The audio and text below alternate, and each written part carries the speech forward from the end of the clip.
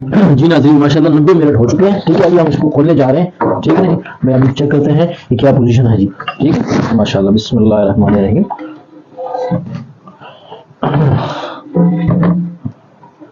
सुभान अल्लाह, माशाल्लाह, क्या बात है, क्या बात है, सुभान अल्लाह। ये देख लें माशाल्लाह लजीज, आप देख लें अगर आप शोरबा तो रहमान। नाज़रीन कराम, अस्सलाम वालेकुम। कामरान जावेद का फूड बिजनेस आइडियाज़ में आपको खुशामदीद।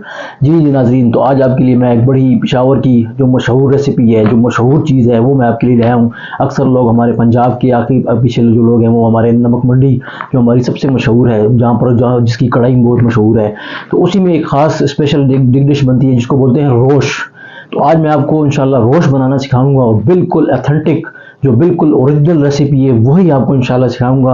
आप बनाइएगा, आपको मज़ा आएगा। वाकई हमने कोई रेसिपी बनाई है।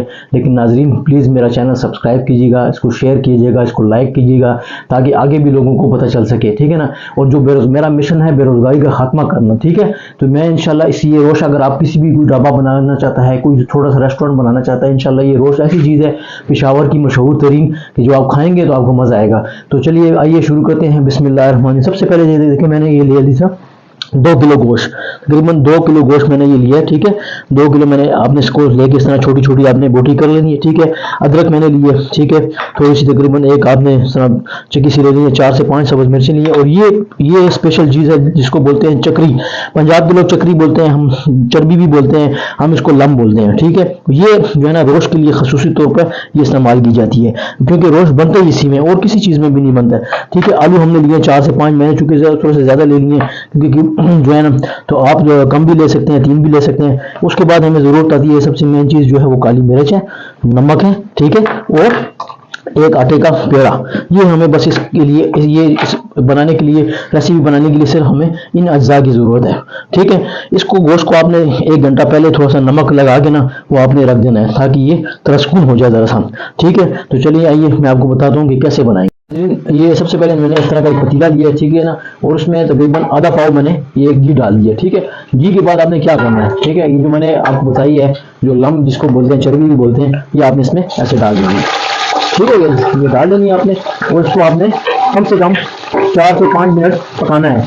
जो ज़्यादातर जो अफराद हैं गोश्त बनाने वाले, उनसे गलती क्या होती है, उनसे गलती यही पे होती है कि वो लोग जो है ना ऐसे पहले गोश्त डाल देते हैं, ये चीज़ बनाते नहीं है, पकाते नहीं है, क्योंकि इसका जो घी निकलना होता है ना वो बड़ा ज़रूरी होता है। और उसके ऊपर मतलब ये कि फिर वो कर देते हैं, क्योंकि अगर आप इसका घी निकलेगा तो तभी जायका आएगा वरना नहीं आएगा। ठीक है ना जी, तो ये सबसे ज़रूरी चीज़ है कि जो है ना आपने देखा कि जैसे मुझे खुशबू की आनी शुरू हो गई है माशाल्लाह। ठीक है जी, तो ये आपने इसको आपने मतलब देके ऑयल में डाल देना है। ठीक है, ताकि ये पिघल जाए और ये जब हल्की हल्की ब्राउन होने लगे उस वक्त फिर आपने गोश्त डालना होता है। चले मैं फिर आपको बताता हूँ। तो माशाल्लाह हमारे ये जो लम थी, चर्बी थी, वो बिल्कुल मतलब ये कि आप देख लें हल्की हल्की गोल्डन हो चुकी है 4 से 5 मिनट। अब इस स्टेज पे हमने क्या करना है, गोश्त डाल देना है। ठीक है ना जी, ये देखें इस तरह करके। ठीक है, ये हमने अच्छा गोश्त में आपको एक चीज़ इसमें बताऊँ खास बात, जब आप गोश्त के लिए इस्तेमाल करें ना तो उसके लिए स्पेशल मछली का गोश्त आप इस्तेमाल किया करें। मछली का गोश्त आप जो है ना रोस्ट के लिए मतलब ये रोस्ट उस मछली के गोश्त से बना जाता है। ठीक है ना, जो दूसरा गोश्त होता है उससे वो नहीं बनता, या फिर चांप होनी चाहिए साथ में और साथ में मछली का गोश्त होना चाहिए। ठीक है, ये नाज़रीन देख लें मैंने इसमें गोश्त डाल दिया है। अब इसको हमने थोड़ा सा हल्का सा भून लेना है। ठीक है ना, ये देख लें। ठीक है, इस तरह करके ये माशाल्लाह ये देख लें, इस तरह करके आपने इसको थोड़ी सी बुनाई करनी है, आपने इसकी वैसे नहीं छोड़ देना आपने। ठीक है जी,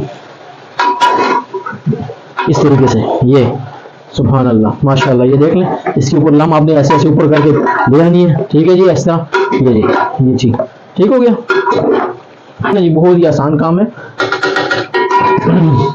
उसके बाद क्या करना है आपने, ठीक है, उसके बाद हमने जो आलू लिए थे मैंने, ठीक है, वो आपने आलू लगा देने हैं। आँच आपने बिल्कुल धीमे, इस स्टेज पे आके आपने जो है ना अपनी आँच जो है वो बिल्कुल आहिस्ता कर देंगे।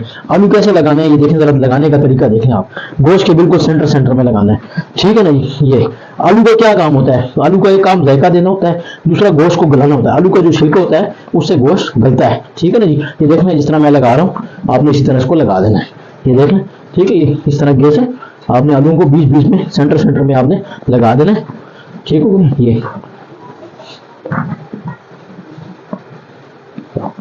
इस तरीके से आपने सारे आलू लगा देने हैं। आलू मैंने देखे लगा दिए इस तरह, ये देख लें आप, ठीक है। अदरक मैंने जो ली थी वो इस तरह आपने करके सारी अदरक आपने डाल देनी है, ठीक है। अच्छा, उसके बाद आपने क्या करना है, सब्ज़ मिर्च, ठीक है, सब्ज़ मिर्च मैंने ली थी, ठीक है, वो आपने सारी इस तरह डाल देनी है, ठीक है जी। अच्छा, सब और ये देख लें काली मिर्च जो मैंने ली थी वो आपने इस तरह करके इसमें डाल देनी है, ठीक है जी। ये चीज़ इस तरह आपने करके, क्योंकि काली मिर्च जो है ना उसी से जायका बनता है आपका, ये चीज़ आप याद रखिएगा। गोश्त का जो मेन जायका है वो काली मिर्च से बनता है। आप हस्बे जायका इसमें डाल दीजिए, कम तेज़ खानी हो आप वो देख लें आप।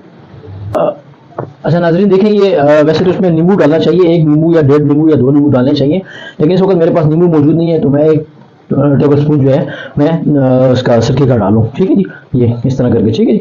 ये आपने एक डाल देना, नींबू आपके पास तो बजाय सिरके से नींबू बेहतर है। उसके बाद क्या करना है, ये आपने, मेरे पास 1 लीटर पानी है, ठीक है, 1 लीटर पानी मैंने इसमें डाल देना है, ठीक है जी। ये इस तरीके से, ठीक है। ये देख लें, ये जो मैंने पेड़ा लिया था ना, इसको आपने इस तरह करके आपने इसको शक्ल दे देंगे, ठीक है। और ये जो पतीले का ढकना है उसके ऊपर आपने इसको इस तरह लगा देना, ये देख लें, इस तरह आपने इसको पतला कर देना, ठीक है। और ये आपने इसको इस तरह लगा देना जी। ये देख लें, इस तरह करके ना मैंने इसको लगा दिया, ठीक है जी। ये आपने भी इसको इस तरह करके बिल्कुल बिल्कुल मुकम्मल कंप्लीट आपने इसको बंद कर देना जी, ठीक है। और ये फिर इस तरह हमने इसको पतीले के ऊपर ऐसे करके रख देना है, ये ठीक, ये इस तरीके से। अच्छा, इसके ऊपर जो टाइम लगता है वो 90 मिनट आप उसको मतलब एक ज़हन में रखिएगा, फिर आप उसको चेक कर लीजिएगा कि यार गोश्त की क्या पोजीशन है, तो बंदा टाइम मजीद भी दे सकता है, लेकिन 90 मिनट टाइम जो है वो आपने तकरीबन इस तरह की आंच करके आपने, ये देखना, मीडियम, ना तेज ना हल्की, बस मीडियम आंच पे आपने उसको रखकर छोड़ देना है, ठीक है। ये इस तरह एक बारी आपने लंगड़ी वगैरह हो या आपके पास कोई उल्टे वगैरह हो, आपने वो उसके ऊपर रख देनी है वजनी चीज़, ताकि ये बिल्कुल बंद हो जाए। तो नाज़रीन 90 मिनट के बाद इंशाल्लाह आपसे मुलाकात करते हैं। जी नाज़रीन, माशाल्लाह 90 मिनट हो चुके हैं, ठीक है। अभी हम इसको खोलने जा रहे हैं, ठीक है ना। मैं अभी चेक करते हैं कि क्या पोजीशन है जी, ठीक है। माशाल्लाह, बिस्मिल्लाहिर्रहमानिर्रहीम।